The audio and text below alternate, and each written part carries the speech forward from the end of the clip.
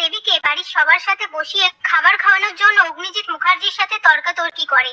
অগ্নিজিৎ মুখার্জি রেগে গিয়ে বলে আমি এখান থেকে উঠে গেলাম, আর গীতা আর স্বস্তিককে বলে তোমরা নিজেদের ব্যবস্থা নিজেরা করে নেবে। তখনই ব্রজবালা দেবী অগ্নিজিৎ মুখার্জিকে বলে এই বাড়ি আমার, এখন যদি আমি বলি তোমাদের নিজেদের ব্যবস্থা করে নাও তখন ওরা এখানেই থাকবে। পাশ থেকে গীতা বলে আমরা এখান থেকে চলে যাব আর আমি নিজের ব্যবস্থা নিজেই করে নেব, আর একদিন এমন আসবে আপনি নিজেই আমাকে এই বাড়িতে আনবেন, মাথায় তুলে রাখবেন।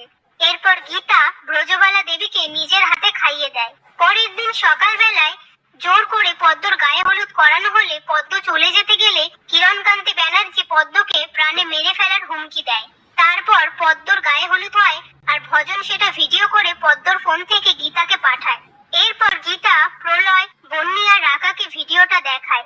সেই মুহূর্তে অগ্নিজিৎ মুখার্জি এসে বলে কি দেখছো তোমরা? গীতা বলে পদ্মর গায়ে হলুদের ভিডিও পাঠিয়েছে।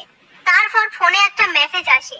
সেই মেসেজটা গীতা অগ্নিজিৎ মুখার্জিকে পড়ে শোনায়। তাতে লেখা আছে আজকে আমার বিয়ে, আপনি কিন্তু আসবেন, আমি কোনো অন্যায় করে থাকলে আপনার কাছে ক্ষমা চেয়ে নিচ্ছি, আপনি কিন্তু আসবেন।